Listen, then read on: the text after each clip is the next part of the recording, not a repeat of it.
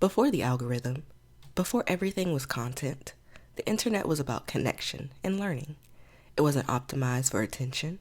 It wasn't built for performance.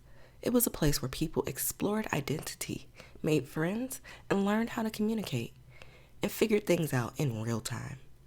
The internet raised us. This podcast dives deep into digital spaces we spent time in, the websites, the chats, the communities that shaped how a generation connected, communicated, and grew. This is the internet that raised us. Before social media became the center of our daily lives, teens had only a few places where they truly felt spoken to. One of the earliest and most influential was the Inn, later known as Teen Nick. It wasn't just a TV channel. It was a digital ecosystem. Its shows, its games, its online message boards, the overall tone created something rare. A space that didn't talk down to teenagers, but actually reflected them. What was the Inn, actually? The Inn lived in an intersection of television and the early internet. It offered shows with real emotional stakes, not cartoonish drama, but situations that reflected actual teen experiences. Paired with these shows were interactive online games like Avatar High and The Hookup, where players made choices, navigated friendships, and tried on versions of themselves. For many teens, this was one of the first digital spaces that felt intentional, thoughtful, and age-specific. Why it felt different. Unlike many teen-focused media spaces at the time, the Inn didn't feel exaggerated or sanitized.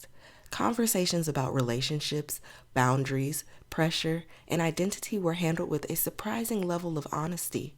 The tone suggested that teens were capable of understanding complexity and deserved to be taken seriously. This respect shaped how many viewers approached the internet, not as a place to hide, but as a place to think, question, and explore. The digital experience. The website attached to the Inn was just as important as its shows. Games encouraged decision-making. Message boards encouraged discussion.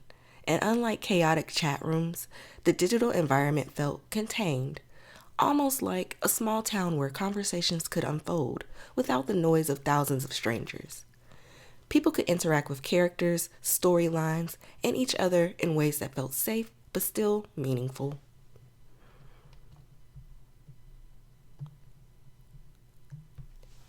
The cultural impact. The Inn reflected the concerns of a generation that was just beginning to live online. It normalized discussion around emotions, boundaries, awkwardness, and social pressure. It also offered representation. Not perfect, but more varied than what most teen media showed at the time.